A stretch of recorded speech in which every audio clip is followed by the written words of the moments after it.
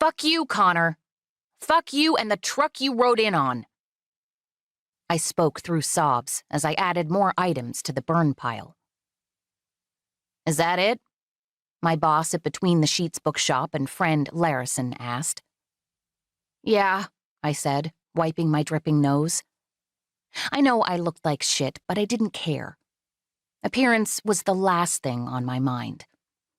Larison gave Stace, the friend who offered to let me add my ex-boyfriend's shit to the yard waste from her parents' house, a thumbs up. Stace was the one setting and supervising the fire since she worked as a firefighter. It took a little while, but soon Connor's favorite shirts, his hats, shoes, and a bunch of other shit were reduced to nothing but smoke and ashes. Too bad I couldn't have gotten my hands on his precious gaming systems. That would have really made him hurt. Larison put her arm around me. Thanks for suggesting this, I said.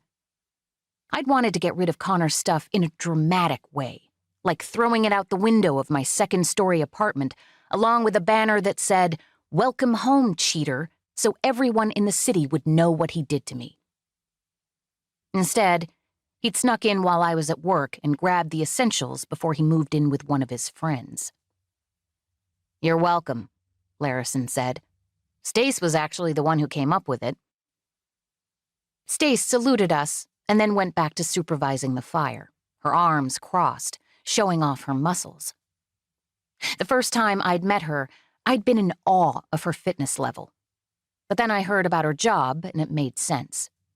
Still, she looked like she could lift a car and not break a sweat. Thank you, I told Stace. She turned her head and smiled. It's the least I could do.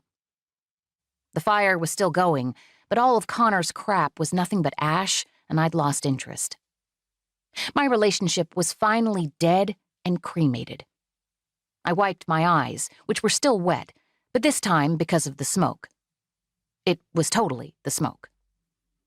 I'd been crying nearly every second since I came home to my apartment one Saturday night and found Connor in bed with someone else. I'd screamed and she'd screamed, and we'd both turned on Connor, who had told her that we had broken up and me that he was going out with his friends. I'd been over at Larison's, but her daughter had started feeling sick, so I'd canceled my planned evening with her and her girlfriend, Jo. Ever the dutiful girlfriend, I'd sent Connor a message about it, but he'd left his phone in his pants on the floor while he'd been fucking someone else.